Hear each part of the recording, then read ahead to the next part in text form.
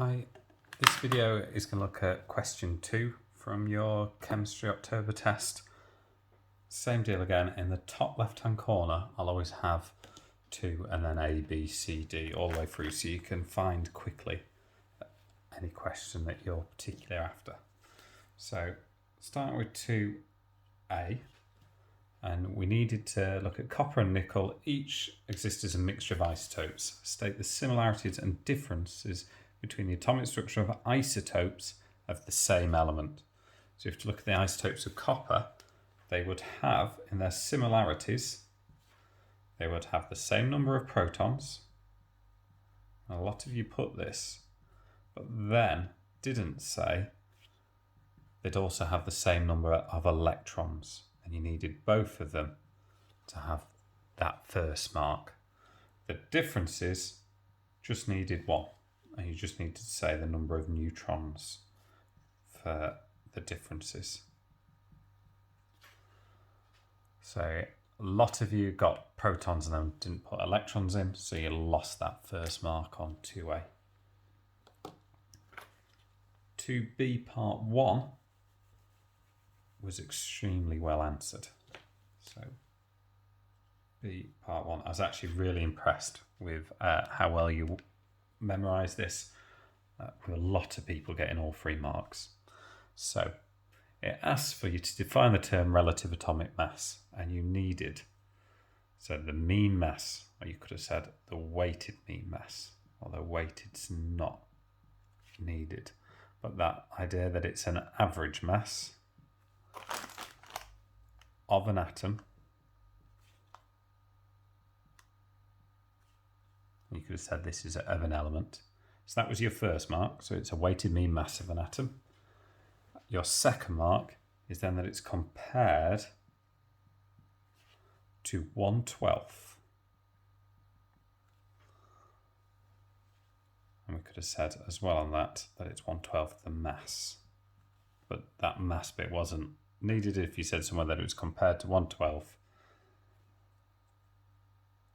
of one atom or of carbon-12. So you could have said that it was one atom of carbon-12. But you'd have got away with just saying of carbon-12. If you just put carbon there, you wouldn't get the mark. You need to say carbon-12. In part 2, it then asks you to work out the relative atomic mass of the copper used to make the coins. So to do this, we've got isotope.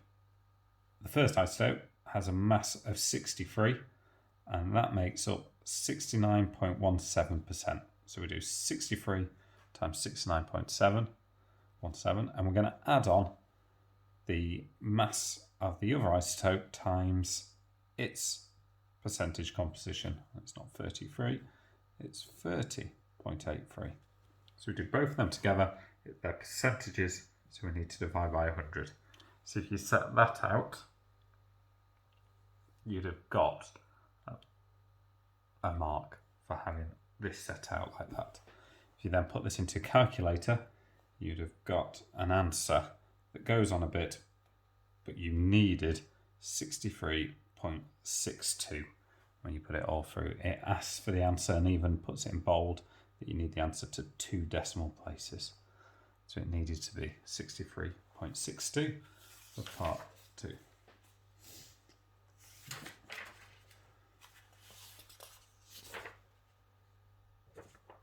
Which goes on to part 3. So we'll look at 1B, part 3 now. One coin has a mass of 5 grams.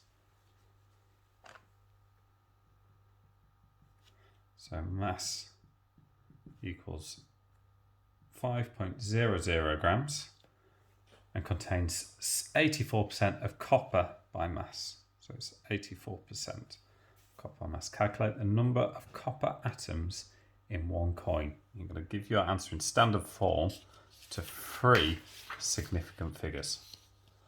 So first off, we can say, well, if its atomic mass is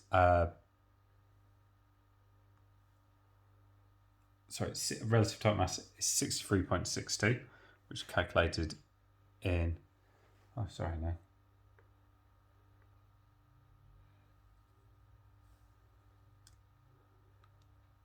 So you could use, so if you calculated previously 63.62, we can use that value.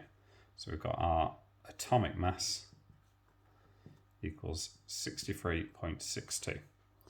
So what that means is that if all of the mass was copper, then 5 divided by 63.62 would tell us the number of moles.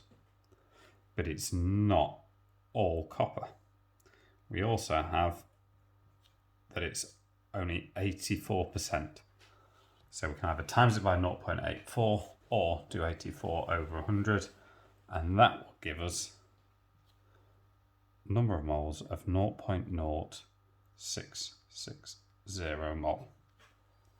There, and that got you your first mark in this. Your second mark is then to take whatever number you get here, so even if you didn't get that number, you can still get the second mark, you just won't get the first one, and times it by 6.02 times 10 to the 23, which is Avogadro's number, and that gives us 3.97 times 10 to the 22. So it asked 3 significant figures, so I've got 1, 2, 3, and in standard form, and it's times 10 to the 22 for the 2 marks.